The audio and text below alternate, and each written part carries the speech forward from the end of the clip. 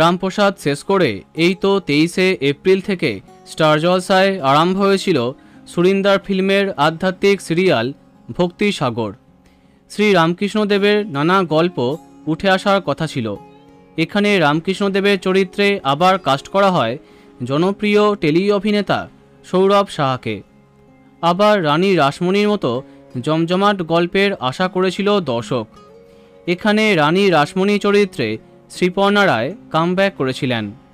দিতিপ্রিয়ার মতো তাকেও খুব সুন্দর মানিয়েছিল। সব ঠিক চলছিল, কিন্তু ইতিমধ্যে ভক্তি সাগরের শেষ হয়ে যাওয়া কনফার্ম হয়ে গেছিল।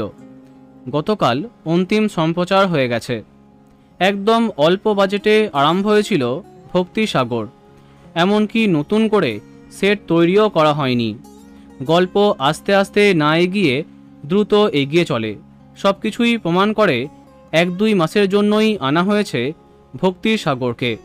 তারপর হঠাৎই সামনে আসে সব কিছু।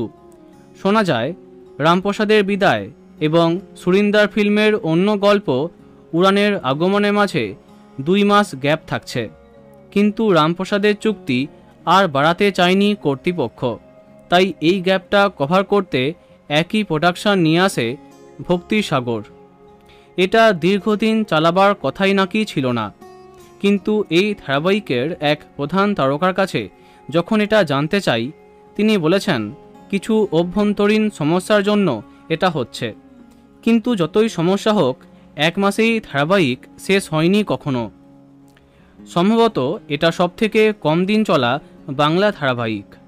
তো বন্ধুরা, এ বিষয়ে তোমার কি মন্তব্য কমেন্টে জানাতে পারো। ভিডিওটি লাইক এবং শেয়ার করো। এই রকম আরও অনেক ভিডিও পেতে সাবস্ক্রাইব করো কারেন্ট বস। ধন্যবাদ।